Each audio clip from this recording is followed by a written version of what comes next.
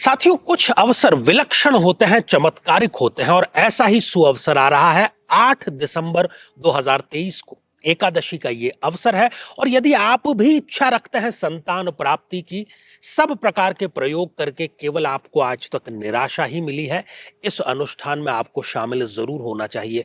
विद्वान पंडितों के सानिध्य में और मैं स्वयं उसमें उपस्थित रहूंगा।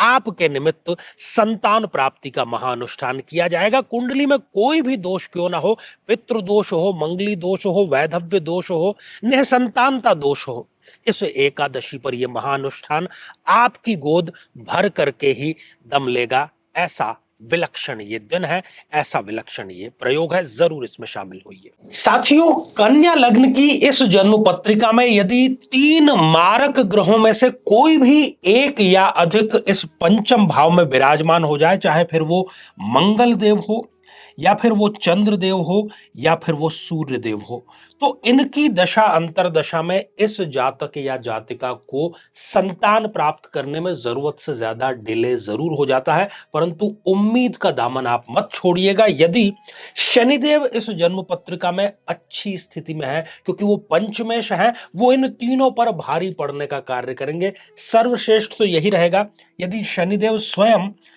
यहां विराजमान है, तो आपको चिंता की कोई बात नहीं है, देर से ही सही अवश्य होगी संतान।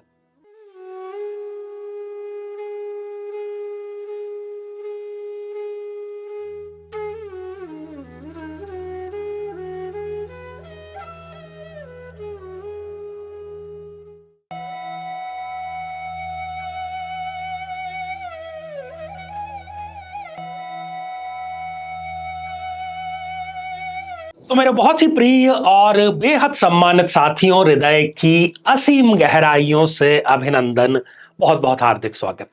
साथियों, चर्चा इन दिनों हमारी चल पड़ी है कि देर से ही सही अवश्य होगी संतान। ये दोनों वाक्य, देर से ही सही और अवश्य होगी संतान, ये दोनों अपने अपने भावार्थ लिए हुए हैं। जब किसी दंपत्ति को संतान नहीं होती, एक उचित समय विवाह के पश्चात बीत चुका है, तो वो अपनी तरफ से तमाम प्रयास करता है डॉक्टर्स के पास में या दूसरे जितने भी रास्ते हैं, और फिर भी यदि उसको संतान में निराशा प्राप्त होती है, तो वो कई बार आस छोड़ देता है। फिर वो अपना माइंडसेट कुछ दूसरे प्रकार का बना लेता है। लेकिन हमने ये देखा है ज्योतिष में अनुसंधान रिसर्च करते समय कि कई बार जन्म पत्रिका में इस प्रकार के योग बन जाते हैं कि डिले तो हो जाता है, और कई बार ये डिले 8 से 10 साल तक हो जाता है। और बट नेचुरल सी बात है कि 8 से जो 10 साल का समय है, ये कोई कम समय नहीं होता, एक बहुत बड़ा समय होता है। तो स्वाभाविक सी बात है कि वो दंपत्ति अपने जो आस है उसको छोड़ देता है, और फिर जो भी उसका माइंडसेट है, उसको जो भी करना है, गोद लेना है या आईवीएफ के उससे, वो दूसरे रास्ते पर चल पड़ता है। ये सीरीज बनाने का एकमेव जो उद्देश्य है, वो केवल इतना ही है कि ऐसे दंपत्तियों को ये मैसेज दे दिया जाए कि जिसकी हम चर्चा कर रहे हैं, इस प्रकार का कोई योग है तो आप धैर्य रखें, देर जरूर होगी परंतु संतान आपके अवश्य होगी। तो इसी श्रृंखला में आज जो बारी है वो आप देख पा रहे हैं कि 6 नंबर से ये जन्म पत्रिका प्रारंभ हो रही है, और लिखा हुआ भी है कि कन्या लग्न की जन्म पत्रिका के जातक या जातिका के साथ में ये कब घटता है। तो यदि आप भी इस प्रकार की समस्या से दो चार हो रहे हैं, तो अपनी कुंडली जरूर खोल करके बैठिए। साथ ही यदि अभी तक आपने अपने लग्न से संबंधित एपिसोड नहीं देखा है, तो यहाँ आई बटन में हम आपको उसका लिंक प्रोवाइड करा रहे हैं, जाकर के आप उसको जरूर देखिए। तो आइए साथियों, बात करते हैं कन्या लग्न की। बड़ा सुंदर लग्न होता है, संगत का असर इन पर बहुत ज्यादा होता है, बहुत जल्दी होता है, सेवा भावी होते हैं, जिसको चाहते हैं दिल की गहराइयों से और टूट करके ये चाहने का कार्य करते हैं।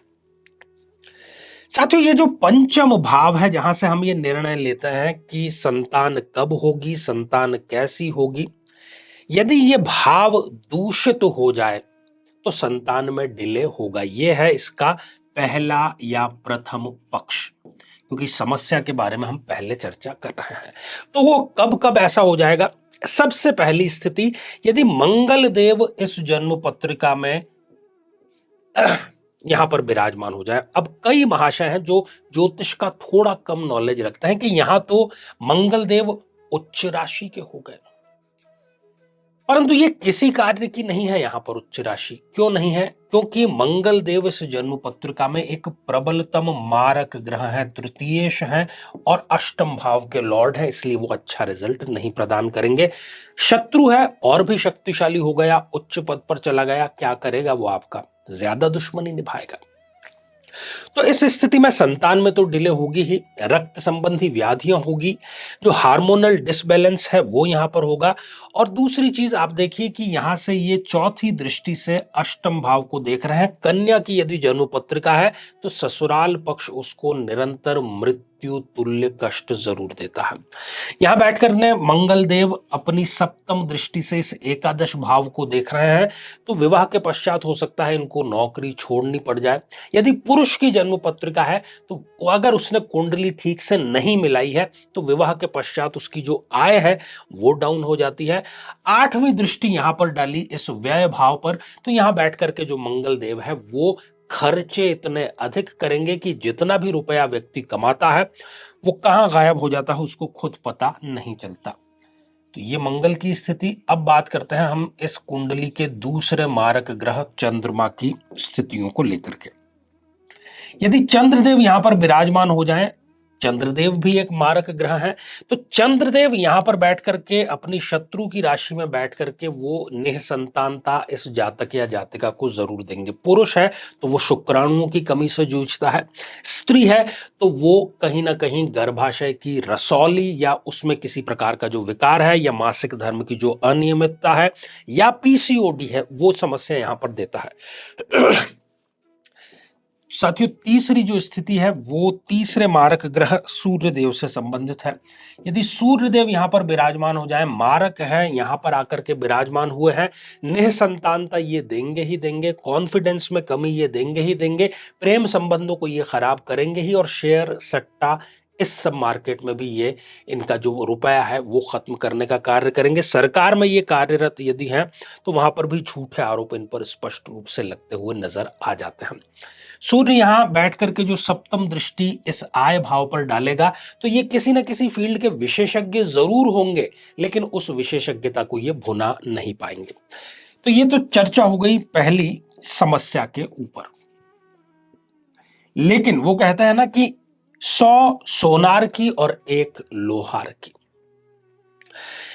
यदि इन तीनों में ठीक है बात हमने की, लेकिन शनिदेव भी यदि इस जन्म पत्रिका में यहीं पर विराजमान है या कुंडली में अच्छी स्थिति में है तो इस जातक या जातिका को चिंता करने की आवश्यकता नहीं है। संतान उनको जरूर होगी। शनि ने डीले देरी जरूर करवा दी है, लेकिन वो इनको संतान का आशीर्वाद जरूर देगा, इसलिए घबराने की जरूरत आपको नहीं है। शनिदेव की आराधना आप ज्यादा से ज्यादा करिए, शनिदेव के दर्शन करिए, शनि चालीसा का पाठ करिए और संतान को आप देखेंगे कि एक अद्भुत तरीके से और भाग्यशाली तरीके से बहुत शीघ्र आप अपनी गोद में प्राप्त करेंगे। जीवन में किसी समस्या का सामना कर रहे हैं, जैसे कि शादी में देरी होना, पति पत्नी में मनमुटाव या तलाक तक की नौबत आ जाना, संतान का प्राप्त न हो पाना, नौकरी या धन प्राप्ति में बाधा आना, जीवन के प्रत्येक क्षेत्र में किसी न किसी प्रकार की बाधा आना, तो आज ही अपनी जन्म पत्रिका का संपूर्ण विश्लेषण करवाएं और पाएं समस्या से सदैव के लिए मुक्ति। तो साथियों, श्रृंखला ये हमारी आगे भी जारी रहेगी और अब समय हो चला है आप लोगों के कमेंट्स को शामिल करने का। पहला ही जो कमेंट है ये अर्चना सिंह जी, जय श्री कृष्ण आपने लिख भेजा है। आप नियमित हमारे दर्शक हैं, तो अर्चना जी आशीर्वाद हृदय की असीम गहराइयों से। अगला कमेंट है शकुन शरण जी का, और ये भी हमारे बड़े सम्मानित और नियमित दर्शक हैं।